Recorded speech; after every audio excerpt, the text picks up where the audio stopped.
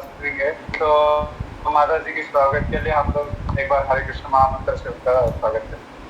हरे कृष्णा कृष्णा कृष्णा कृष्णा हरे हरे हरे राम हरे राम राम राम राम हरे हरे हरे। तो प्रभु जय माता दी। आज्ञा शुरू करेंगे ना प्रभु? जी जी माता दी। आज्ञा। Thank you. तो ठीक है, थोड़ा सा हम मंगलाचरण कर लेते हैं, फिर शुरू करते हैं। ओम ज्ञानतिमिरान्धस्य ज्ञानाञ्जनशलाकया चक्षुरुन्मिलितं येन तस्मै श्रीगुरुवे नमः। नमः विष्णुपादाय कृष्णप्रेष्ठाय भूतले श्रीमते जयपताका स्वामिनिति नामिने। नमो आचार्यपादाय निताय कृपाप्रदायिने गौरकथाधामदाय नगरग्रामतारिणे। नमो विष्णुपादाय कृष्णप्रेष्ठाय भूतले श्रीमते भक्तिवेदान्त स्वामिनिति नामिने। नमस्ते सरस्वती देवे गौरवाणी प्रचारिणे निर्विशेषशून्यवादी पाश्चात्यदेशतारिणे।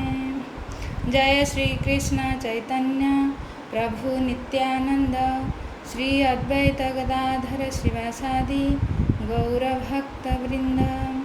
हरे कृष्णा कृष्ण कृष्ण हरे हरे, हरे राम राम राम हरे हरे।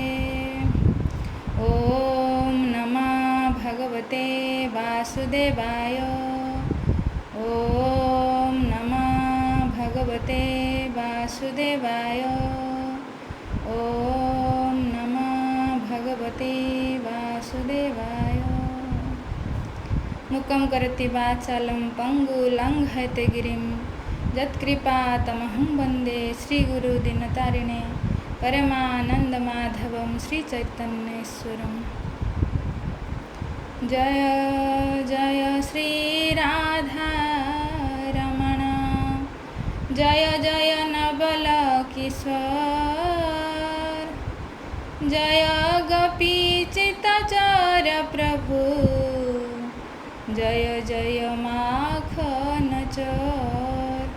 श्री कृष्णचंद्र भगवान की जय, जगद्गुरु श्रील प्रभुपाद की जय, पतितान श्री गुरु महाराज की जय, उपस्थित सभी भक्त वृंद की जय।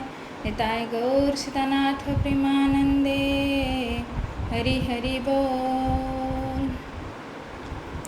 तो हरे कृष्णा। तो उपस्थित सभी भागवत प्रेमी भक्तों का चरण कमल रे मेरा कोटि कोटि प्रणाम। तो परम सौभाग्य, तो आप लोग ने मुझे कुछ दिया है। अनंत कोटि ब्रह्मांडर अधिपति परात्पर परमेश्वर भगवान श्री कृष्ण के बारे में कुछ बोलने का मौका दिया है। तो इसलिए आप सबके चरण कमलों में मेरा कोटि कोटि प्रणाम। तो मैं पहली बार आज आप लोगों के सामने कुछ हिंदी में बोलने जा रही हूँ। ऐसे तो मैं उड़िया भाषी हूँ, उड़िया में बोलती हूँ। तो इसलिए मेरे से अगर कुछ गलती हो जाए तो प्लीज़ अपना बहन समझ के क्षमा कर दीजिएगा। तो ये बहुत सुंदर हमारा महामहोत्सव आ रहा है। Recording in progress. जन्माष्टमी महामहोत्सव हम वैष्णवों के लिए बड़ा प्रिय उत्सव है। तो आ रहा है, इसलिए आप सबको ढेर सारा शुभकामनाएं, ढेर सारा शुभेच्छा। भगवान कृष्ण आप सबको खुश रखे, आपका ढेर आपको प्रेम दे। तो मैं प्रार्थना करती हूँ भगवान से। तो आज प्रभु जी मुझे बोले हैं जैसे जन्माष्टमी आ रहा है तो भगवान के बारे में कुछ बोलिएगा। तो ऐसे ही तो कृष्ण के ऊपर बोलने में जाएं तो 7 दिन का कथा होता है, तो आधा घंटा 1 घंटा में क्या बोलेंगे।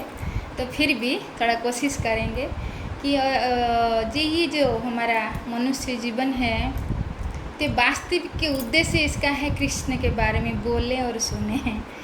तो हमारा परम सौभाग्य हम सबका जो जेनो केनो प्रकारेण आके हम कुछ ना कुछ भगवान कृष्ण के बारे में सुन रहे हैं, है ना। जब से प्रभुपाद के संस्पर्श में आए हैं तो भगवान कृष्ण के बारे में कुछ सुने, कुछ समझे। तो आज उनके बारे में कुछ चर्चा करेंगे। तो ऐसे तो भगवत गीता भगवान का मुखनिसृत वाणी है और भागवतम उनका चरित्र है। तो मैं सोचा कि भगवत गीता से बोलेंगे, क्योंकि जन्माष्टमी आ रहा है तो भगवान का जीवन जन्म कैसे होता है। तो भगवान खुद बोले हैं, जो चतुर्थ अध्याय भगवत गीता चतुर्थ अध्याय 9 नंबर श्लोक में जो बोले हैं, जन्म कर्म च मे दिव्यम जो मां वेत्ति तत्त्वतः त्यक्त्वा देह पुनर्जन्म नैति मामेति स अर्जुन। हे अर्जुन, जो मेरा जन्म और कर्म के बारे में जान जाता है तो फिर ये जो शरीर को त्याग करने के बाद इस संसार में फिर से उसको जन्म नहीं लेना पड़ता। वो कहाँ जाता है, बोल रही माम इति, वो मुझे प्राप्त कर लेता है। तो यही तो मनुष्य जीवन उद्देश्य है ना, जो भगवान को प्राप्त करना है। तो भगवान यहाँ क्लू दिए कैसे प्राप्त करेंगे, जब उनके जन्म और कर्म के बारे में हम जान जाएंगे। तो आज भगवान के बारे में कोई कृष्ण के बारे में तो लोग जाने ही नहीं, तो उनके जन्म के बारे में क्या जानेंगे, बा कर्म के बारे में क्या जानेंगे। हाँ, तो इसलिए ये मनुष्य जीवन मिला है ताकि उनके बारे में सुनने के बाद ही तो हम जान पाएंगे ना भगवान कैसे जन्म होते बा, उनका कर्म कैसा है। तो ये सुनना बहुत बड़ा सौभाग्य है। भागवत महिमा में बोले हैं कि जावत कर्णगता नास्ति सुख शास्त्र कथाक्षणम तावत संसारे चक्रे अस्मिन् भ्रमते अज्ञानता पुमान। जे मनुष्य, पुमान मतलब मनुष्य, जब तक ये भागवत कृष्ण के बारे में है ना, तो जब तक ये सुख शास्त्र मतलब सुखदेव गोस्वामी जो बोले हैं भागवत को, जब तक कोई अपने कान के माध्यम से नहीं सुनता है तब तक ये संसार चक्र में आकर वो बारंबार जन्म मृत्यु के चक्र में फंसा रहेगा। तो जब वो सुनेगा तो वो फिर उद्धार पाएगा। तो हमारा पूर्ण सौभाग्य है। तो हम ये इस्कॉन सोसाइटी में संस्पर्श में आके कुछ भगवान के बारे में जान रहे हैं। तो आज हम सुनेंगे तो भगवान का जन्म, अगर भगवान का जन्म कैसे होता है। तो लोग बोलते भगवान भी जन्म होते हैं और भगवान भी मर जाते हैं। तो इसलिए भगवान बोलते हैं यहाँ दिव्य शब्द लगाएं। हमारा भी जन्म होता है, लेकिन हमारा कैसे जन्म होता है, हम प्रकृति के अंडर में रहकर जन्म लेते हैं। पिता की वीर्य के साथ में माँ के अंदर जाते हैं, फिर वहाँ 9 महीना कष्ट भोगते हैं, उल्टा लटक के रहते हैं, और कृमि कीड़े मकोड़े जो हमको बहुत काटते हैं, और माँ जो गरम खाते हैं उसका जो हमारा जो पेन होता है, बोलते 40,000 बिच्छू अगर एक साथ काटने में जो पेन होता है, तो ऐसे ही हमको पेन होता है। जो माँ के घर से हम निकलते हैं तो कितना पेन हम 9 महीना तक भोगते रहते हैं। लेकिन भगवान का ऐसे जन्म नहीं होता। यहाँ शब्द लगाए जन्म कर्म चमे दिव्यम, जो मेरा जन्म कर्म कैसा दिव्य है। दिव्य मतलब वो प्रकृति के अंडर में हो कि जन्म नहीं लेते हैं, वो प्रकृति से परे हैं, क्योंकि भगवान के अंडर में प्रकृति काम करती है। इसलिए तो भगवान भगवत गीता में बोले ना, जे मया धक्षण प्रकृति सुयते सचराचरम, अध्यक्षता में, मेरी अध्यक्षता में जो प्रकृति ये चराचर जगत को सृष्टि करती है, पालन करती है, संहार करती है, मेरी अध्यक्षता में, मेरी आज्ञा से करती रहती है। इसलिए भगवान प्रकृति के अंडर में नहीं कर रहते, प्रकृति भगवान के अंडर में रहती है। लेकिन हमारा कैसे जन्म होता है, हम प्रकृति में अंडर में रहते हैं। हम माँ के घर में होके आते हैं, बाहर देखो कि कितना दुख भोगते रहते हैं, जन्म से लेकर मृत्यु तक। हम फिर बचपन से फिर जवान होते हैं, जवान से बूढ़ा होते हैं, बूढ़ा के बाद मर जाते हैं।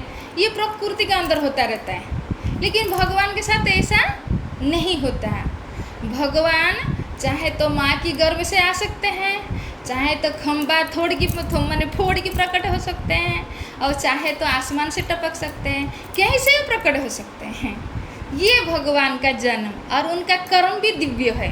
उनका कर्म कैसा है? वो ये जो गोवर्धन पर्वत को उठा के दिखाए ना, भगवान का कर्म ऐसा है। वो कुछ भी कोई मनुष्य को बोले आप पहाड़ उठाओ, कोई उठा सकता है? नहीं उठा सकते।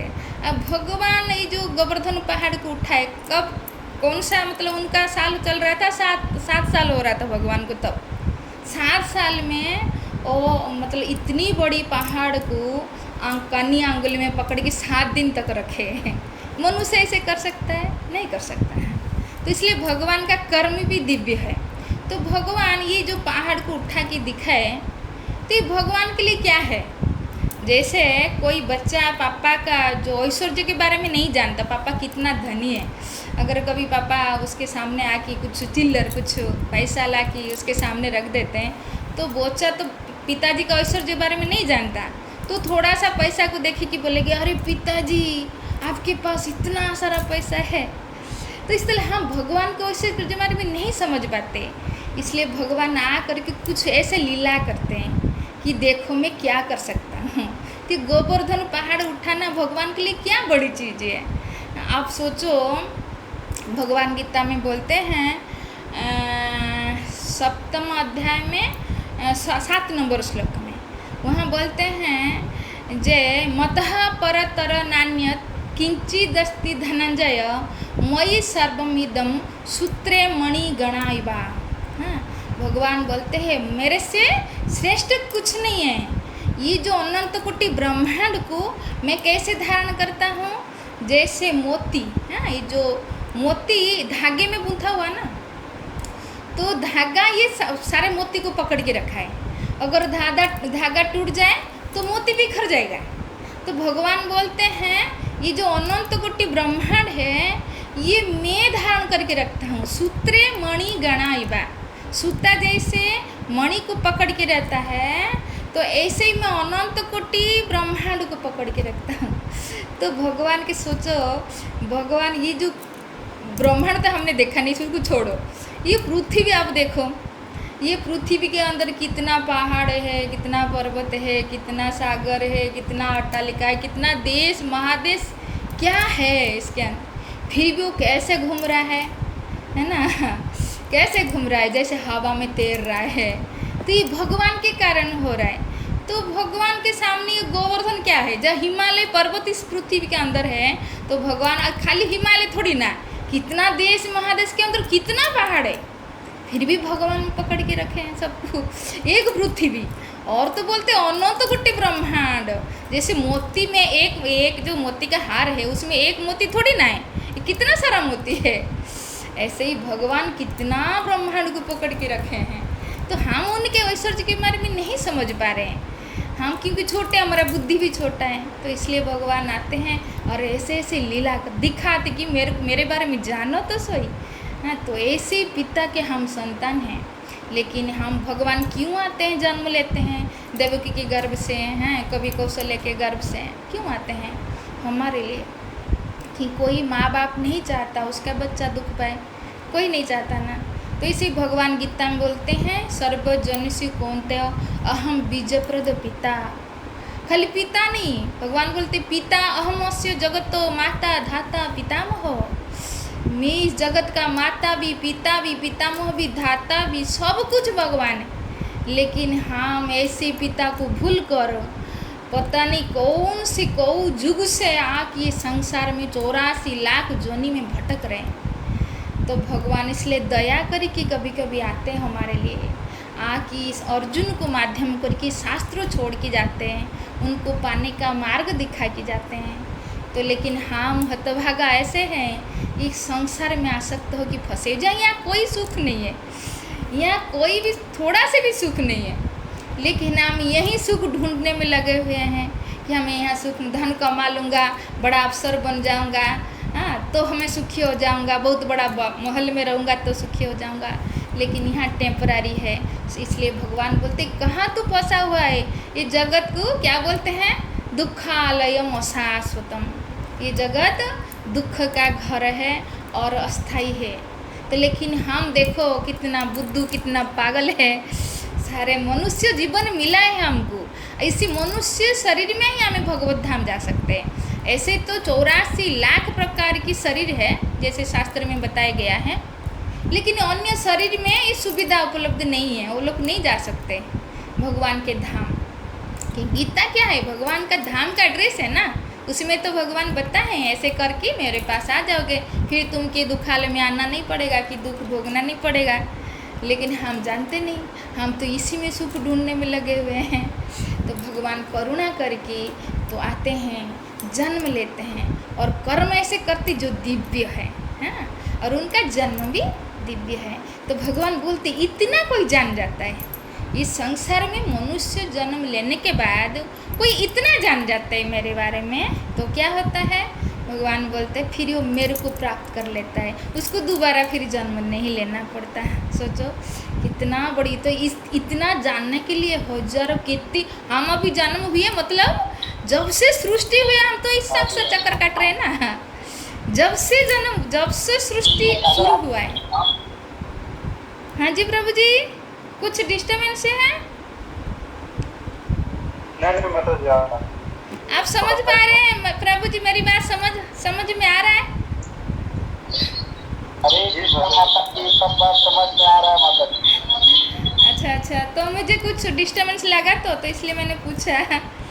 तो आज हम सुन रहे हैं जैसे जन्माष्टमी तो आ रहा है, भगवान तो हमारे लिए क्यों जन्म लेते हैं, इसलिए मैंने थोड़ा उसके बारे में बता रही हूँ। तो मुझे पता नहीं आप सब अगर हमारा अंतर्राष्ट्रीय कृष्ण भावनामृत संघ के भक्त होंगे तो आपको तो पता ही होगा। मैं तो बस फोकट में बोल रही हूँ ऐसे, लेकिन ये बात को अगर कोई जो नहीं जानते अगर सुन रहे हैं तो समझ सकते हैं भगवान कितने दयालु है ना। तो भगवान कितने दयालु, हमको लेने के लिए अपने धाम तो आते हैं, आके सुंदर सुंदर कर्म करते हैं, हाँ, और करके हमको आकृष्ट करते, इसलिए वो कर्म करके छोड़ जाते हैं। तो व्यासदेव मुनि उसको शास्त्र में प्रणायन कर दिए जो भागवत रूप में है। तो उसको जब हम सुनेंगे तो भगवान के प्रति फिर हम आकर्षित होंगे। हम संसार में देखो एडवर्टाइज होता है ना, जैसे आप टीवी खोल दे तो उसमें कुछ एडवर्टाइज आता है, क्यों दिखाते हैं? कि आप सुनोगे उसके बारे में फिर मन में लालसा होगा, हाँ मुझे ये चाहिए है, तो इसलिए दिखाते रहते। ठीक है, ऐसे ही जब हम भगवान के बारे में सुनेंगे तो भी तो उनको प्राप्त करने का लालसा होगा। जब तक हम सुनेंगे नहीं उनके बारे में तो कैसा लालसा होगा उनको पाने के लिए? जबकि मनुष्य जीवन इसलिए तो मिला है जो 84 लाख जन्म के बाद हम शास्त्र में बताया गया है, जब हम 9 लाख जल जीव में बने, जलचर जीव बनने के बाद फिर 20 लाख पेड़ पौधा बनते हैं, फिर पेड़ पौधा बनने के बाद फिर हम 10 लाख पक्षी बनते हैं, उसके बाद हम 11 लाख कृमि कीट बनते हैं, उसके बाद हम 30 लाख पशु बनते हैं, उसके बाद फिर जाकर ये मनुष्य जो 4 लाख प्रकार के मनुष्य, फिर ये मनुष्य जीवन का हमको मौका मिलता है। कितनी बड़ी बात सोचिए। तो ये जब ये मनुष्य जीवन मिल गया तो भगवान बोलते हैं उद्धव को, जे नृदेहम आद्यम सुलभम सुदुर्लभम प्लवम सुकल्पम गुरुकन्नधारम मयानुकूलेन नभस्वत्तरितम पुमान भवाम दी न तरेत सो आत्महा। क्या बोलते भगवान? बोलते पुमान, ये मनुष्य अगर ये भवसागर को नहीं पार करता तो सो आत्महा, वो आत्मा का हत्या करता है। क्या बोलते हैं कि नृदेहम आद्यम सुदुर्लभम, भगवान स्वयं बोल रही, ये जो नृ मतलब ये जो नर, ये मतलब मनुष्य का जो शरीर मिलना वो दुर्लभ है। हाँ, हमको पता नहीं चलता, हम जो मार्केट जाते बा कहीं कुछ बड़े जगह में जाते बहुत सारे लोगों को देखते हैं, है ना, तो लगता है कि आप क्या उसमें दुर्लभता है, लेकिन आप इसमें देखो तो कितने सारे पेड़ पौधा है, वो भी उसमें जीवन है, कितने सारे कृमि कीट है, कितने सारे जलचर जीव है, कितने सारे पशु पक्षी है। आप उनको देखेगा उसके बाद लगे आप एक ही घर में देखो 3 लोग रहते हो लेकिन कितने सारे जीव रहते हैं, है कि नहीं? तो उसी हिसाब से तो मनुष्य जीवन दुर्लभ है ना। तो ये दुर्लभ मनुष्य मिला है तो भगवान बोलते गुरु कर्ण धारम, गुरु बनाओ, क्योंकि आपको पता नहीं भवसागर को आप कैसे पार करोगे, है ना। जैसे आपको अगर आप एक सागर में डूब गए हो, डूब रहे हो, तो अचानक अगर आपके सामने नौका आ जाए तो प्रसन्नता होगी, चलो मैं पार हो जाऊंगी, लेकिन आप बैठ गए नौका में, तो बैठ गए, लेकिन आपको पता नहीं आप कहाँ जाएंगे। सागर तो बहुत बड़ी है, आप तो किनारा तो दिखता नहीं है, आप कहाँ जाएंगे। और आपको चलाने भी नहीं आता, वो नौका को कैसे चलाएं। तो इसलिए कर्णधार मतलब कप्तान की ज़रूरत है। तो भगवान बोल रहे हैं तुम ये भव सागर में हाबुडुबु मतलब डूब रहे थे, उठ रहे थे, तो हाबुडुबु खा रहे थे, तो मैं दया करके तुमको मनुष्य स्वरूपी नौका दे दिया। ये मनुष्य स्वरूपी नौका की भांति है, तो दे दिया। अब तुम्हारा काम है कप्तान खोजो, मतलब गुरु बनाओ। तो गुरु आ गया, शरीर मिल गया, नौका रूपी शरीर मिल गया, गुरु रूपी कप्तान मिल गया। और बोलते मयानुकूल नभस्वतरित, मयानुकूल मेरा अनुकूल, ये जो शास्त्र है वो अनुकूल हवा है। हाँ, तो फिर भी अगर कोई ये भवसागर को पार नहीं करता है तो बोलते सो आत्मा, वो आत्मा का हत्या करता है। वास्तविक लोग को इतना दुर्लभ मनुष्य शरीर मिलता है 84 लाख जोनी काटने के बाद, लेकिन हम उसको क्या करते हैं, पशु की तरह जो हम अन्य जीव जोनी में कर रहे थे, वही खाना, वही सोना, फिर वही बच्चे पैदा करना, फिर बूढ़ा के मर जाना। तो अन्य जोनी में तो यही काम होता है ना उनका। और क्या है, हाँ, दिन भर ढूंढते रहो खाना कैसे खाना है, और कोई पति को पत्नी मिल जाए, पत्नी को पति मिल जाए, सेक्स करना है, उसके बाद बस बच्चों को पालन पोषण करना है, बूढ़ा के मर जाना। तो ये तो पशु जीवन में होता है। अगर मनुष्य जीवन में मिलने के बाद आप उसी 4 काम में लिप्त रह गए तो आप अपने आत्मा का हत्या कर दिए। ये स्वयं भगवान बोल रहे हैं। तो इसलिए हमारा सौभाग्य है, इतना समझना चाहिए कि हमें मनुष्य जीवन मिला है, एक इतना अच्छा नौका है, इसको भवसागर के पार करने में लगाना चाहिए। तो यही तो शास्त्र सार यही बताता है, ये गीता, ये भागवत तो यही तो बताता है कि आप यहाँ आके हमें फंस गए, बस कैसे यहाँ घर बार बनाएंगे, बच्चों को पढ़ाएंगे लिखाएंगे, हैं, बड़ा आदमी बनाएंगे, मरने के बाद कहाँ अपनी मृत्यु के बारे में कोई एक बार भी नहीं सोचता है।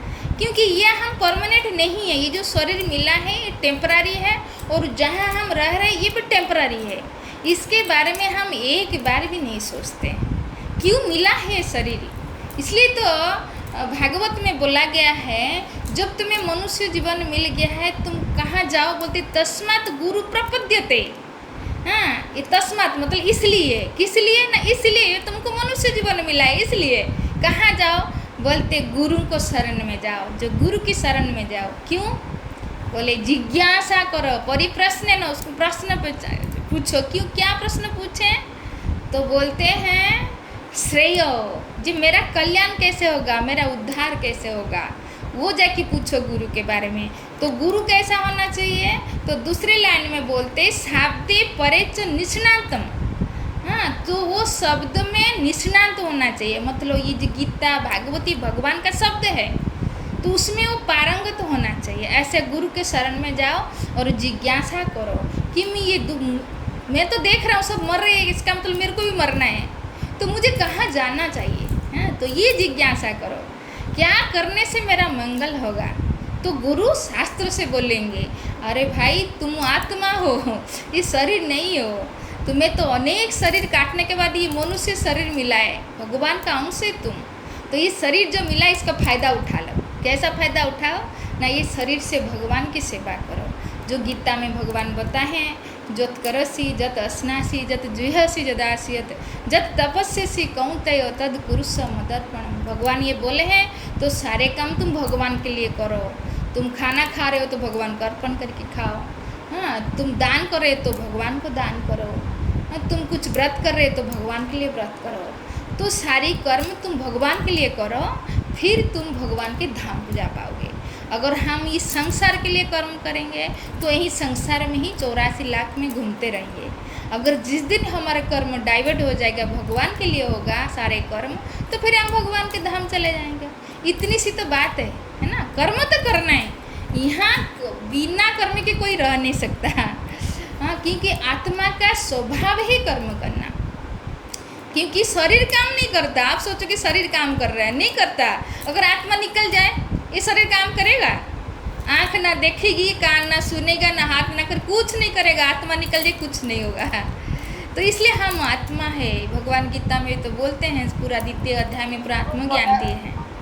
तो इस आत्मा जब तक है तो ये शरीर एक जो यंत्र मिला है, तो जैसे भगवान ने कि शरीर को भी यंत्र बोले हैं ना, जो हमारा जो भगवत गीता का 18 अध्याय का 61 नंबर श्लोक में बताए हैं कि जो ईश्वरः सर्वभूतानां हृदय स अर्जुन तिष्ठति भ्रामयान सर्वभूतानि यंत्रारूढ़ानि मायया। ये माया रूप को यंत्र भगवान ने दिया है और आत्मा इसमें आरूढ़ है और भ्रमण कर रहा है 84 लाख शरीर में। तो इसलिए जब हम कोई मनुष्य शरीर रूपी यंत्र मिल गया तो इस यंत्र को क्या करना चाहिए ना, उड़ान भरना चाहिए गोलोक के लिए। जैसे आप प्रभुपाद जी हमें समझाते हैं, यंत्र जैसे एक साइकिल भी एक यंत्र है, अच्छा एक कार भी यंत्र है, एक बस भी यंत्र है, तो एक नौका भी यंत्र है जो पानी में जहाज चलता है वो भी एक यंत्र है, और हवाई जहाज वो भी एक यंत्र है। लेकिन जो साइकिल में बैठा हुआ है आदमी, ये सबको कौन चला रहा है? आदमी चला रहा है ना। सबको साइकिल जो यंत्र अलग अलग है लेकिन चला रहा है मनुष्य। ठीक है, उसी तरह जो मनुष्य हेलीकॉप्टर चला रहा है, मतलब उड़ाजहाज चला रहा है, तो वो तो अमेरिका जा सकता है ना, आपके दुबई जा सकता है, लेकिन कोई साइकिल चला रहा है जा सकता है ना। तो ऐसे ही अन्य जो शरीर मिला है सब आत्मा है। हम सबको जो कोई चिंटी के शरीर में है, कोई बाघ के शरीर में, कोई हाथी के शरीर में, ये सब आत्मा है, भगवान के अंश है। लेकिन उस शरीर में जो लोग हैं वो भगवत धाम नहीं जा सकते, लेकिन हमें वो जहाज मिला है, ये मनुष्य शरीर, जो हम इसमें शरीर को उड़ान भर की गोलोक धाम जा सकते हैं, जहाँ परमानेंट सुख के, हम सुख के पीछे तो पड़े हुए हैं, सारे जीव सुख के पीछे पड़े हैं, लेकिन सुख तो यहाँ है ही नहीं, क्योंकि भगवान ने जगत को बना कि जो बोर्ड में लिखा दिए, क्या लिखा है? दुखालयम अश्वासतम, मतलब अस्थाई, टेम्परारी। हाँ, यहाँ परमानेंट दुख हो चलो कॉम्प्रोमाइज़ करके रह जाएंगे, ऐसा भी नहीं है, यहाँ टेम्परारी है, तो इसलिए यहाँ जाना ही पड़ेगा। तो अगर जाना ही है तो फिर गोलोक क्यों ना जाए? तो उसके लिए तो शरीर मिला है, तो कैसे जाएं ना, भगवान गीता में, भागवत में, देख गीता में तो बोले हैं और भागवत में प्रैक्टिकली जो ने ऐसे किया तो गोलोक धाम को उड़ान भरा है ना। ध्रुव महाराज, प्रहलाद महाराज, अम्बरीश महाराज, चित्रकेतु महाराज, कितने महाराज, भरत महाराज, जजाति महाराज, पुरुरवा महाराज, राजाओं के बारे में बताया गया। उन लोगों के पास तो बहुत धन संपत्ति था, वो तो सम्राट थे, सारे धन का खजाने के मालिक थे, फिर भी सारे धन को ठुकरा के, क्योंकि उनको पता चल गया थे सब टेम्परारी है, तो इसलिए सब कुछ छोड़ के तो भगवान के आश्रम में गए, फिर भगवान के भजन करके नित्य जगत, हाँ, जहाँ जन्म नहीं, मृत्यु नहीं, बुढ़ापा नहीं, बीमारी नहीं, उस धाम में प्रवेश कर गए। तो जो अगर हम भी ऐसा करेंगे तो निश्चय हम भी उसी धाम को प्रवेश कर सकते हैं। इसलिए तो भगवान आते हैं, जो जन्माष्टमी हम आगे मनाएंगे, इसी दिन भगवान कृपा करके आए थे अपने धाम से, तो आके फिर इधर अर्जुन को माध्यम कर उस धाम का एड्रेस देके गए, है ना। बोले ना 15 अध्याय 6 नंबर श्लोक में, जे मत मेरा धाम कैसा है, वो बोलते हैं न भासयते सूर्य न शशांक न पावक जदगत्वा न निवर्तन्ते तद्धाम परमम मम। बोलते मेरा धाम में इसे सूर्य की आवश्यकता नहीं है, इस चंद्रमा की आवश्यकता नहीं है आलोक देने के लिए, व विद्युत की आवश्यकता नहीं है, मेरा धाम स्वयं उद्भासित है। और जो उस धाम में एक बार प्रवेश कर लेता है फिर ये धाम को इस संसार में फिर लौट के नहीं आता। तो ये भगवान का हम सब के लिए उपदेश है, भाई मेरे लिए कर्म करो और फिर मेरे धाम को लौटाओ। और ये जो गीता भागवत है हमारे लिए ना, मनुष्य के लिए, पशु के लिए नहीं है। तो इसलिए जब हमको दिए हैं तो ऐसे शास्त्र को हमको फ़ायदा उठाना चाहिए और उसी के हिसाब से कर्म करके अपना घर लौटना चाहिए। मैं तो जब भी बोलती हूँ, जब भी मेरा कथा होता है तो मेरा सारा कथा कि यहीं पहुँच जाता है कि अब लौट चल घर। यहाँ लोग कहाँ जाना चाहते हैं? अमेरिका, स्विट्ज़रलैंड, अन्य देश में जाना चाहते हैं सुख ढूंढने के लिए, लेकिन वहाँ भी टेम्परारी है, ये तो रखो, याद रखो।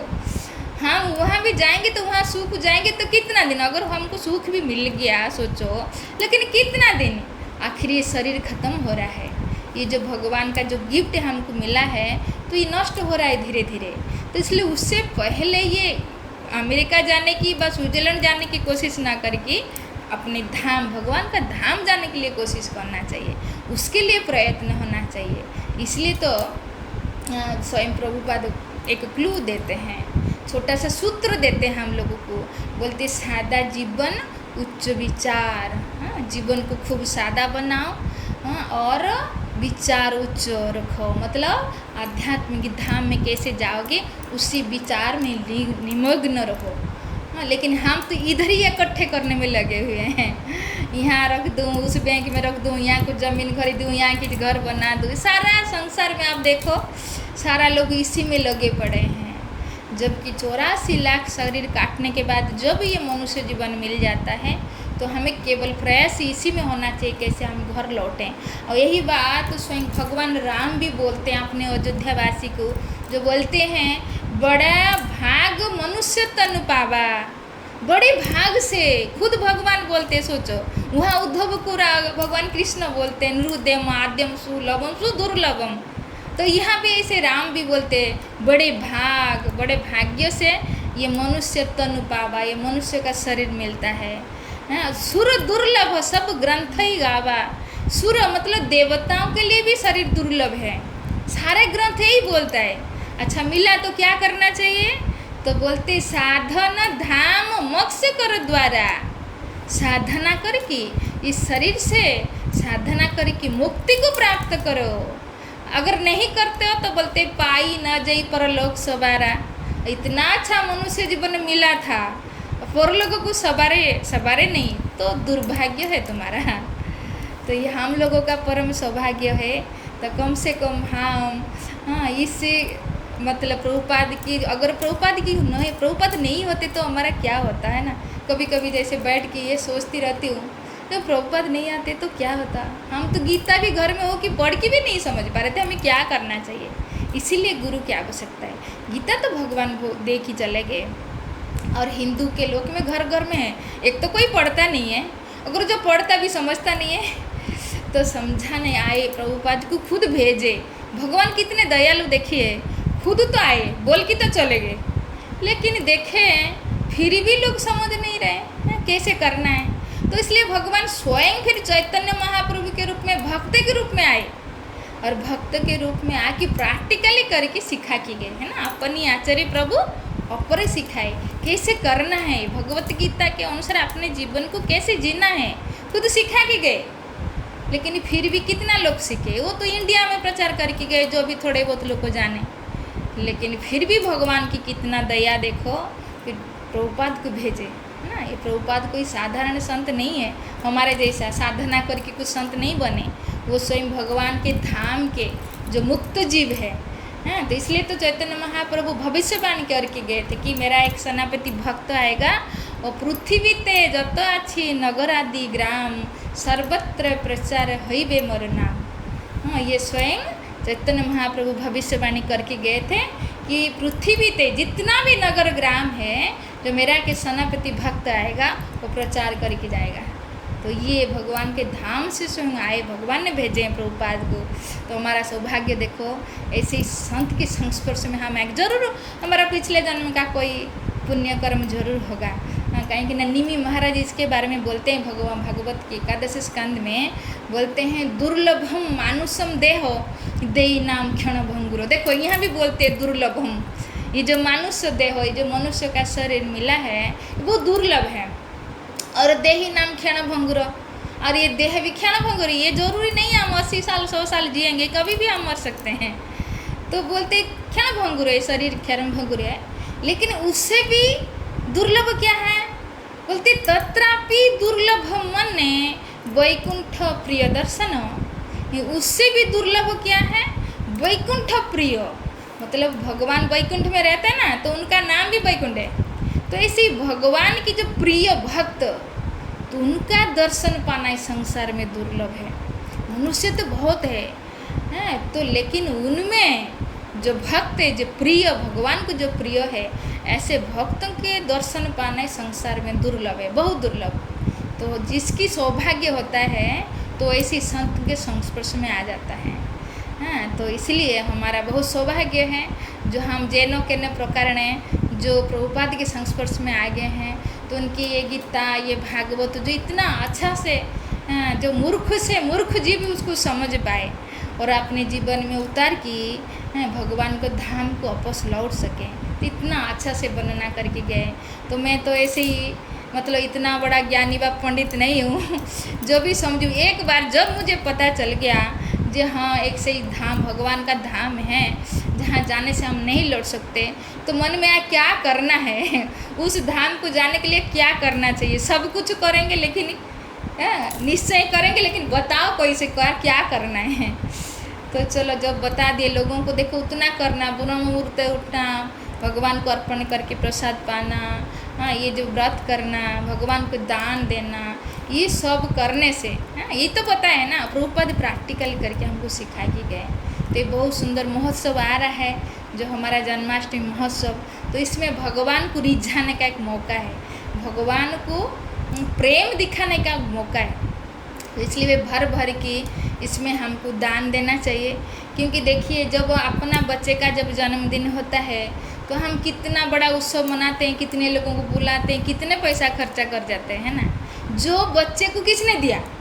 भगवान ने दिया है ना। तो हम चाहेंगे तो उत्पन्न नहीं कर सकते अगर भगवान नहीं देते तो भगवान जिसको दिया है उसको हम इतना प्यार करते, उसके लिए कितना धन उमड़ देते हैं, लेकिन जो दिया है उसको कदर नहीं करते है ना। उनको बारे में मैं जाती हूँ ना, जब जन्माष्टमी आता है मैं मांगने जाती हूँ हमारे इधर मंदिर के लिए, तो मैं देखती हूँ लोगों का भगवान के प्रति कैसा प्रेम है। बड़ा मुश्किल से 100 रुपया निकलते हैं। मैं फिर वही बोलती हूँ, अरे जो बच्चा भगवान के लिए दिया उसका जब जन्मदिन मनाते हो अब कितना खर्चा कर जाते हो, लेकिन स्वयं भगवान है जो सारे उसी का ही तो खा रहे हैं ना। ये जो ऑक्सीजन आप सोचो, ये जो ऑक्सीजन ले रहे हैं, जब कोरोना गया एक सिलेंडर ऑक्सीजन का सिलेंडर एक दिन में 5,000 10,000 खर्चा कर दे रहे, तो सोचो भगवान हमको कितना दे रहे हैं, एक दिन में हम कितने रुपए का ऑक्सीजन ले रहे हैं भगवान का, सोचो।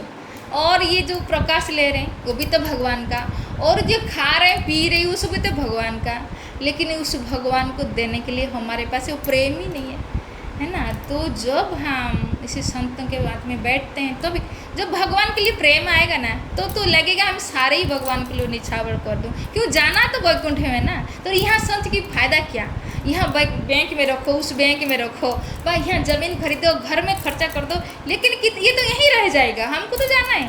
तो अगर जहाँ जाना है उस वैकुंठ के लिए क्यों ना लगा दें अपना धन।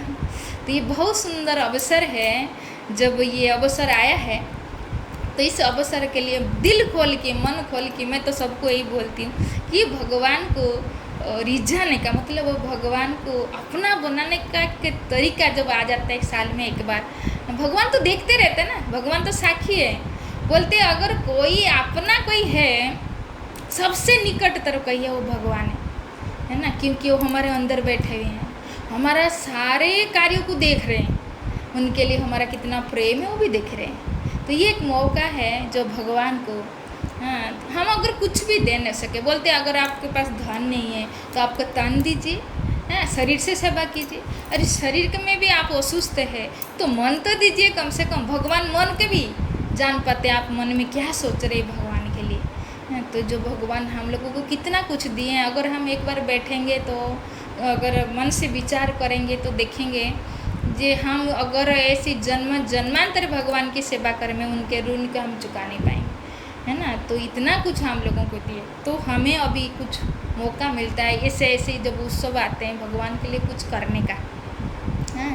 तो जब हम भगवान के लिए करते हैं तो फिर ही हमारे अंदर जो ही प्रेम, क्योंकि भगवान तो प्रेम तो हमारे अंदर है, लेकिन हम उस प्रेम को क्या करते हैं इस माया के संसार में लगाते हैं जो टेम्पररी है। यहाँ अगर पति भी है तो भी टेम्पररी, मतलब सभी दिन हमारे साथ रहने वाले नहीं हैं, और ये बच्चे हैं ये भी सभी दिन रहने वाले नहीं हैं। भगवान काल थे हमारे साथ, आज भी है और सदा के लिए रहेंगे, लेकिन जो हमारा अपना है जो खुद है तो उनको हम भूल चुके हैं, लेकिन ऐसे जब मौका ऐसे एक सु अवसर आता है तो हमारा अपना जो प्रेम दिखाने का भगवान के प्रति, तब भगवान इसमें देख के क्या खुश हो जाते हैं। बोलते भगवान को आप एक हाथ में देते हो ना, भगवान को अगर 2 भी हाथ में आप दो, बोलते भगवान 1000 हाथ में लौटते हैं, भगवान किसी का धार नहीं रखते हैं, भगवान किसी का उधार नहीं रखते। हम थोड़ा सा देते हैं 1000 गुना लौटाते हैं भगवान, हमारे भाव को देखते हैं।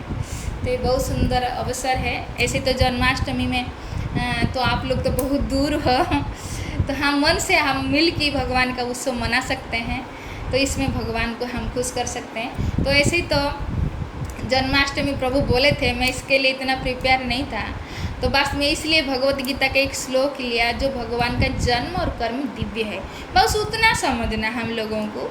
जो भगवान जो है कृष्ण ही भगवान है। एक तो इस दुनिया में कृष्ण ही भगवान, इतना भी लोगों को नहीं पता। कोई बाबा बापू आते हैं, कुछ करिश्मा दिखा देते हैं, या हमारा कोई पुरानी बीमारी ठीक कर देते हैं, या कुछ बच्चे को नौकरी वोकरी लग जाता है उनकी कृपा से, तो फिर हमें उनको भगवान करके पूजा करने लग जाते हैं। तो लेकिन सोचो, और इस उड़ीसा में हम जो रहते हैं, यहाँ तो हर गली कंद में एक एक भगवान बैठे हैं। आज तक तो लोगों को इतना भी नहीं पता कृष्ण ही भगवान बोले। लोग क्या बोलते हैं, अरे वो तो गैया चराता था, आती लड़कियों का कपड़ा चोरी करता था, माखन चोरी करता था, वो थोड़ी ना भगवान हो सकते हैं।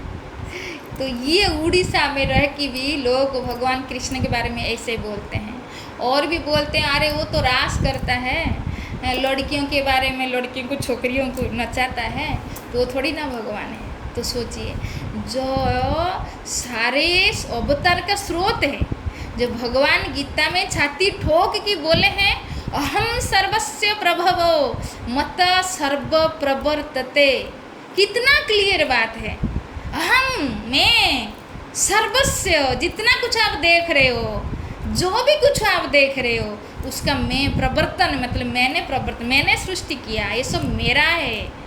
इतना भगवान बोल रहे हैं गीता में, फिर भी लोग बाबा बापू को भगवान करके पूजा करते हैं। सोचिए कितना बड़ा दुर्भाग्य की बात है।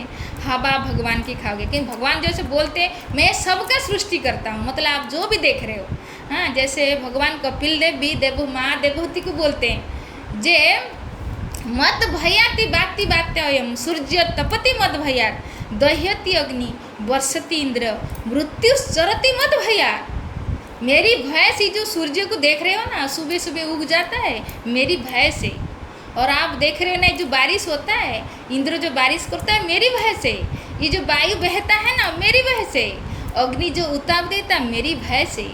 ये सारे देवी देवता भगवान की भय से काम करते रहते हैं। तो देखिए, सब कुछ भगवान का ले रहे हैं, है ना।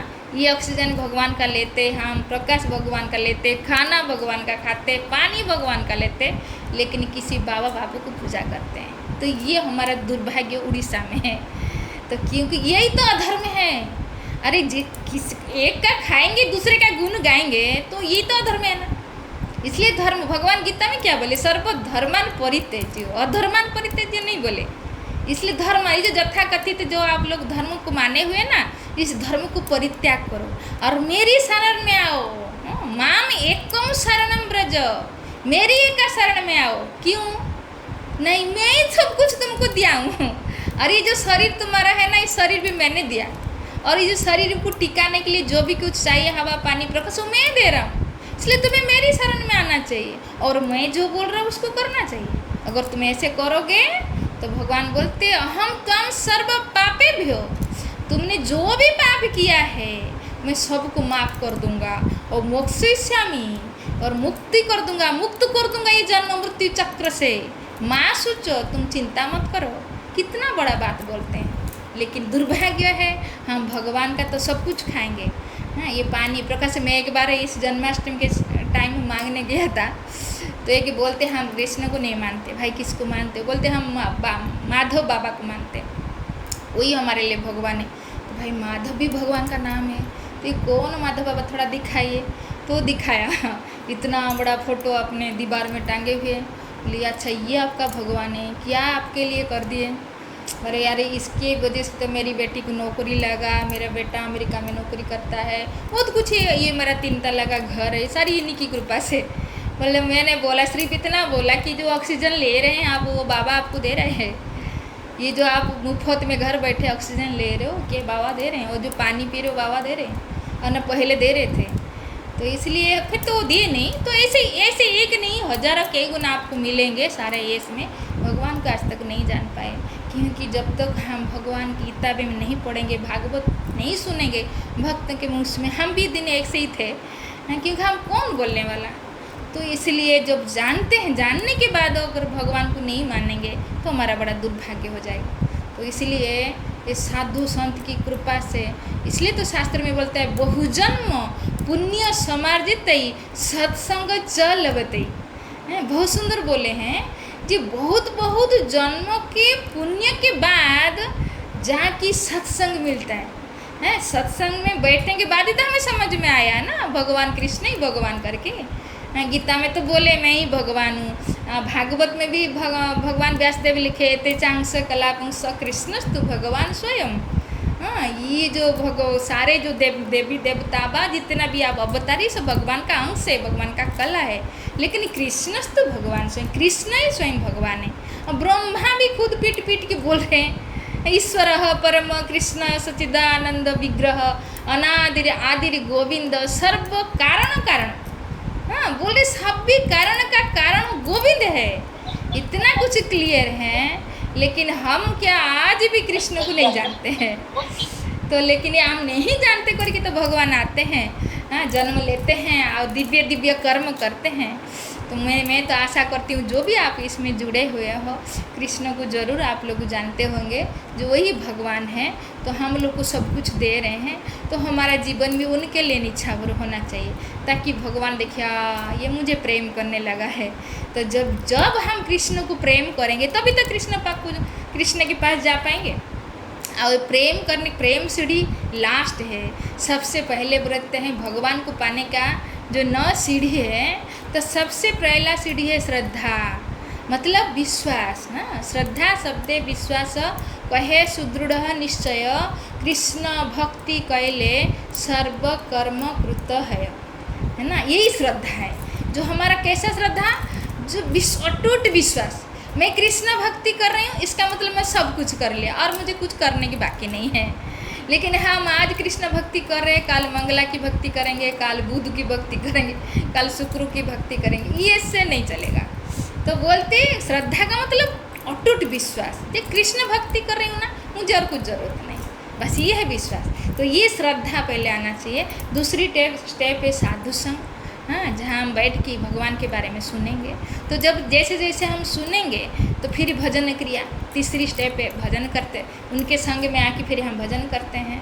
तो फिर भजन करते चतुर्थ जो स्टेप है उसमें क्या आता है, जे अनर्थ निवृत्ति। हमारे अंदर जो अनर्थ होता है ना, हम कितना मीट मच्छी खाते थे, प्याज लहसुन खाते थे, कोई भी नशा करता था, कितना होता है, बहुत अनर्थ बहुत स्टेप तक जाता है। बोलते हैं ये अनर्थ की जो स्टेप है इसी में हमको कई जन्म लग जाते हैं। उसके बाद तो फिर आसक्ति रुचि भाव प्रेम निष्ठा आसक्ति रुचि भाव प्रेम लास्ट स्तर है। लेकिन इसी अनर्थ के जो स्टेप में हमको जन्म लग जाते हैं। और इस अनर्थ में लास्ट है जो उसी में जो काम क्रोध लोभ मोह मद मात्सर्य ये अनर्थ है। लेकिन हम भक्ति करने के बाद भी हमारे अंदर ये मोह नहीं जाता, ये क्रोध नहीं जाता, ये लोभ नहीं जाता। तो इसलिए इसी में अगर हम फंस जाते हैं, कोई लोभ में फंस गया तो कोई मोह में फंस जाता है, अहंकार में, ईर्ष्या में, द्वेष में, भक्त होने के बाद भी, तो हम नीचे नहीं गिरेंगे, हम फिर इसी अनर्थ से भक्त होंगे, फिर यहीं से स्टार्ट होगा। भगवान तो वचन दिए हैं जो नामे भक्ता प्रणश्यति, मेरा भक्त का फिर वो 84 लाख चक्र काटेगा नहीं कि नरक नहीं जाएगा, ये प्रण है। लेकिन हम भक्त के परिवार में जन्मेंगे, फिर उसी अनर्थ से स्टार्ट करेंगे। लेकिन अब हम जान गए हैं जो भगवान के धाम के बारे में, भक्त हो के हम जान गए, फिर कहाँ इस अनर्थ में फंसना, क्यों हमें ये सब चाहिए भाई, इस मोह में क्यों फंसना। हमारा तो एक से लक्ष्य होना चाहिए, आध्यात्म नित्या विनिवृत्त काम। जो भगवत गीता में भगवान 15 अध्याय में 5 नंबर श्लोक में बोले हैं कि बस उस कामना तो होना चाहिए, लेकिन कैसा काम, आध्यात्म नित्या, जो नित्य आध्यात्म जग को जानने का कामना, बस। तो इस कामना को पाने के लिए तो हमें उसी तरफ फिर आगे बढ़ना है। इस अनर्थ को काटना है, फिर आगे निष्ठा को लाना है, निष्ठा के साथ भक्ति करना है, फिर संसार आसक्ति को छोड़कर भगवान में आसक्ति रखना है, भक्तों में आसक्ति रखना है। फिर रुचि आने लगेगा भगवान की कथा सुनने में, भगवान की पूजा अर्चना नाम करने में। फिर रुचि जैसा आएगा, फिर भाव में आप डूबे रहोगे। वो भाव स्तर कैसा है? जैसे एक लड़का लड़की प्यार करते हैं, तो आप सोचो अब इतना दिन का पिता माता का प्यार को ठुकरा देते हैं, और दिन रात एक लड़की उस लड़के के बारे में सोचता रहता है और लड़का लड़की के बारे में सोचता रहता है। तो वो भाव स्तर है, उसको बोलते हैं। तो इसी तरह जब हम भगवान को प्रेम करने लगेंगे तो उस भाव स्तर में उस संसार का कोई चिंतन आपके मन में नहीं आएगा, तो आपके मन में श्री कृष्ण ही होगा। उसको बोलते हैं भाव स्तर। उसके बाद तो प्रेम तो मिल ही गया आपको, बस कृष्ण प्रेम, तो आपको कुछ दिखेगा ही नहीं। तो ये सब होता है इसी साधु संग में जब हम आते हैं, बैठते हैं, सुनते हैं। इसलिए तो गोस्वामी तुलसीदास वर्णना किए हैं जे बिनु सतसंगी विवेक ना होई, राम कृपा बिना सुलभ ना सोई। जब तक हम सत्संग में नहीं बैठते हैं, फिर हमारा जो विवेक है वो जागृत नहीं होता, और ऐसा सत्संग मिलता भी नहीं है राम की कृपा के बिना। तो जब भगवान की कृपा हो जाता है तो हमको साधु संग मिलता है, सत्संग मिलता है। फिर वहाँ हम जब बैठते हैं, फिर हमारा विवेक जागृत होता है कि रे बाप रे, हमें कहाँ फंसे हुए हैं, तो हमें जाना है, घर जाना है। तो मैं तो आशा करती हूँ भगवान सबको सद्बुद्धि दे, सब उसी कामना में रहो, कैसे अपना घर लौटना है। तो एक आदमी ऐसे मेरा प्रवचन सुन के एक पूछे थे, आप जैसे बोल रहे हो अगर सब उधर चले गए तो यहाँ कौन रहेगा? तो ऐसे ही प्रश्न एक पूछे थे। मैं बोल देखो यहाँ कितने लाइन में है, आप पशुओं की देखो, पक्षी की देखो, कीड़े मकड़े, हजारों लाखों करोड़ों जीव हमारे पीछे लाइन में है। आप ये आसन खाली करोगे तो फिर उनको मौका मिलेगा कि नहीं? तो इसलिए भगवान का धाम कैसे बोलते हैं, अनंत वैकुंठ जारो ना पाए गणन। भगवान का धाम जैसे अनंत, तो कहेंगे ना, मैं उस दिन प्रवचन में बोल रही थी, मेरा भी यूट्यूब में क्लास है, आप भागवत चलता है उसमें आप सुन सकते हैं। तो उसमें मैं बोल रही थी ऐसे भगवान का नाम अनंत है। तो आप सोचो भगवान का जो बोलते अनंत ब्रह्मांड है ना, तो अनंत शेष जो भगवान का गुण गाते रहते हैं, अनंत जीव। आप देखो जलचर कितने अनंत है, मनुष्य को देखो भी अनंत है, पशु पक्षी की देखो अनंत है ना, कीड़ा मकोड़े भी अनंत है, भगवान का सब कुछ अनंत है। तो ऐसे ही भगवान का धाम भी अनंत है। तो आप ये मत सोचो जैसे जो मेंढक रहता है ना, मेंढक आप जानते हो ना, जो कुएं में रहता है, तो कुएं में रहता है सिर्फ कुआं को देखा है, वो समुद्र को नहीं देखा है। अगर आप समुद्र के बारे में बोलोगे आपको उसको विश्वास ही नहीं होगा, क्योंकि उसको कुएं के देखा है ना। तो उसके सामने विराट समुद्र है, वो सागर है। तो ऐसे ही हम इस जगत को देखे हुए हैं। तो भगवान बोलते हैं अनंत वैकुंठ, शास्त्र बताता है, और वहाँ सब कुछ सुख समृद्धि सब कुछ है। तो बस ये मनुष्य शरीर मिला है, उस शरीर से बस साधना करो, राम भगवान जैसे बोले हैं साधना करो और मुक्ति को प्राप्त करो। और स्वयं भगवान भी बोलते हैं उद्धव को जी, जो प्राप्यम मनुष्य लोकम मुक्ति द्वारम अपावृतम। जो प्राप्य मतलब जिसको मनुष्य जीवन मिल गया, मतलब वो मुक्ति के द्वार पर आके खड़ा हो गया, बस दरवाजा खुलेगा आप एंट्री मारोगे। लेकिन दुर्भाग्य क्या है, बोलते गृहेषु खगवत आसक्त यत आरूढ़ पतंत्यध। गृहेषु इस घर गृहस्थी में इतना आसक्त हो जाता है वो पक्षी की तरह, हाँ, तो चिड़िया जो आप बोलते हैं उसमें उसकी तरह जब आसक्त में फंस जाते हैं। क्योंकि आप देखो चिड़िया अपने घोंसले में बहुत आसक्त होता है, क्योंकि बड़ा मेहनत से बनाता है ना, उसमें बड़ा आसक्त रहता है। लेकिन मनुष्य हो कि भगवान बोलते हैं अरे मनुष्य में तुमको बहुत अच्छा बुद्धि दिया था, विचार करने की शक्ति दिया था, फिर भी तो उसी नश्वर जगत में आसक्त हो गया जो एक दिन आपके हाथ से जाने वाला है। तो इसलिए हम इसी में आसक्त हो जाते हैं। तो फिर बोलते इतना ऊपर आया था, हाँ यह तारूढ़ हो, इतना ऊपर चढ़ के आया था, मनुष्य जीवन मिला था, फिर पतंत्यध, फिर धड़ांग नीचे गिरा, फिर 84 लाख, फिर घर घुरा। क्यों मनुष्य तो वही कर रहे ना, पशु की तरह खा रहे पी रहे सो रहे, बस अपना जीवन काट दे रहे। फिर जब मनुष्य जीवन पाकि पशु की तरह काटे, फिर पशु के जीवन में चले गए। फिर कब मिलेगा? प्रभुपाद जैसे बोलते हैं, अगर आपको सूर्य देखना है, अगर 12 बजे टाइम में जो सूर्य है, अगर उसी सूर्य को आपको देखना है तो अगला 24 घंटा आपको इंतज़ार करना पड़ेगा, है कि नहीं से? अगर इस जो मनुष्य जीवन एक बार आपके हाथ से निकल जाता है और पशु की तरह कर्म करते हो, जो पशु के शरीर में चले जाते हो, फिर आपको 84 मतलब 80 लाख जीवन काटने के बाद फिर ये मौका मिलता है। कितने बड़े हानि सोचो। तो इसलिए हम सबको अनुरोध है, आप इस मनुष्य जीवन को कीमत को समझें, इसकी महिमा को समझें, तो इस शरीर से फ़ायदा उठा लें। जब तक ये साधना करके बस इसी जन्म में कैसे भगवान मिल जाए। तो मैं प्रार्थना करूँगी तो आप सबको भगवान मिले, आप भगवान के धाम प्राप्त हो, आपके अंदर भगवान के प्रति प्रेम जागृत हो। तो यही प्रार्थना करती हूँ भगवान से, और मेरे लिए भी आप लोग प्रार्थना करना, ताकि मेरा मन भी भगवान में लगे रहें। और मैं ऐसे ही जो भी आता, जो बोलते हैं ना, छोटा बच्चा को बोलना नहीं आता, लेकिन बहुत माँ बाप के सामने बहुत कुछ गुल गुल के बोलता रहता है। तो इसलिए मुझे बड़ा शास्त्र का ज्ञान नहीं, कुछ नहीं है, बस अपनी भाव यही है कि भगवान सबको मिले। तो इसी आशा के साथ मैं अपना जो वाणी यही बंद करती हूँ। और जो भी अगर कोई प्रश्न हो, कुछ हो, तो बातचीत हम थोड़ा करेंगे। मैं नहीं जानती आप लोगों को थोड़ा शेयर करेंगे, क्योंकि एक बाप का हम तो बच्चे ही हैं, सब भाई बहन हैं, तो एक दूसरे से थोड़ा बातचीत करेंगे। और अगर मेरे से ऐसे ही बात करने में कोई भूल चूक हो गई हो तो अपना बहन समझ के प्लीज़ क्षमा कर दीजिएगा। हरे कृष्णा कृष्णा कृष्णा हरे हरे, हरे राम राम राम हरे हरे।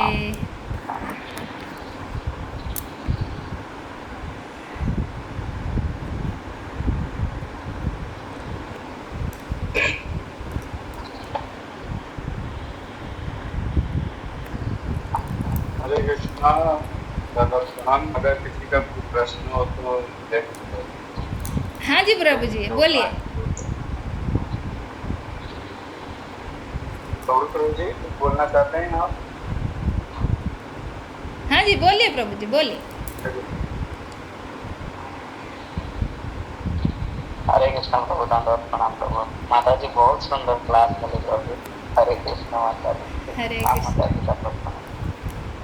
थैंक यू प्रभु, थैंक यू।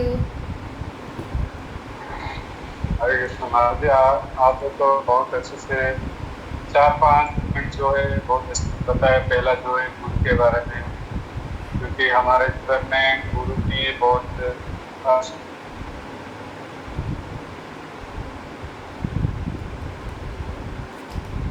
सुनाई नहीं दे रहा प्रभु, आपकी बात सुनाई नहीं दिया।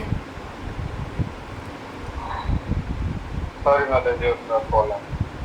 तो हरे कृष्ण माता जी। हरे हम कृष्ण, लोग हरे कृष्ण। 4-5 पॉइंट मुझे बहुत अच्छे से कवर किए, जैसे कि गुरु के बारे में और हमारे जीवन का लक्ष्य क्या है। जैसे कि भागवतम में भी वर्णन होता है कि हम लोग बहुत 84 लाख योनि प्राप्त करने के बाद मनुष्य योनि मिलता है, फिर हम लोग अपना परिवार की पोषण में पाप और प्रवृत्ति में लगे रहते हैं। और हमारा परिवार तो पाप में नहीं होता है, लेकिन हमको पूरा पाप लगता है। उसके बाद हम लोग तामिष्ट, अंधतामिष्ट और नामक नर्क में चले जाते हैं, फिर अपना दंड भोगते हैं, फिर वही 84 लाख उपकर और दुकर की जोनी भोगते हैं, फिर जाके इंसान की जोनी मिलता है। तो हम लोग शिव प्रभुपाद की कृपा है, वैष्णव लोग की कृपा है, उनका आशीर्वाद है कि भगवान की कृष्ण की कथा सुनने की मौका मिल रहा है, नाम लेने की मौका मिल रहा है। आप लोग का आशीर्वाद हो तो भगवान कृष्ण की प्रेम प्राप्त कर रहे हैं। ठीक है माता जी। तो अगर किसी का कोई प्रश्न नहीं है तो हम लोग यहाँ पे माता जी के लिए 3 बार हरे कृष्ण महामंत्र बोल के आभार प्रकट करेंगे कि माता जी इससे कभी रहेंगे तो माता जी के मुझसे कृष्ण कथा सुनने की मौका मिले, ये हम लोग का इच्छा है। तो हम लोग माता जी के लिए 3 बार हरे कृष्ण महामंत्र बोल के आभार प्रकट करेंगे। हरे कृष्ण कृष्ण कृष्ण हरे हरे, हरे राम राम राम हरे हरे कृष्ण कृष्ण हरे हरे,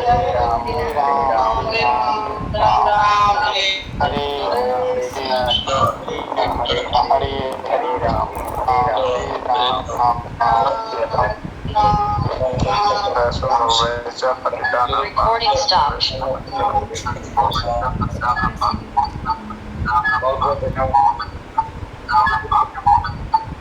तो प्रभु आप लोग दुबई में सब लोग रहते हो?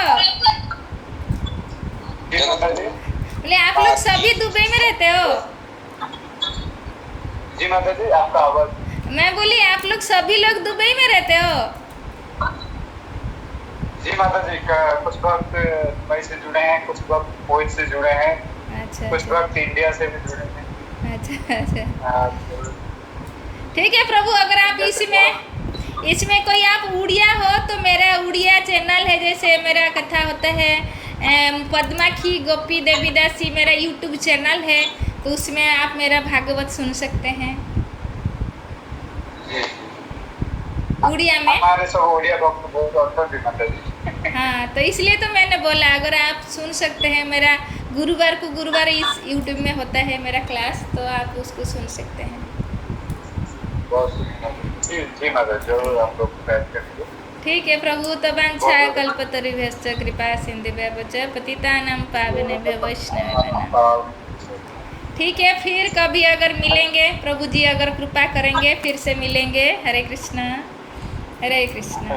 हरे कृष्ण। शुभ रात्रि, सबको प्रणाम। हरे कृष्ण।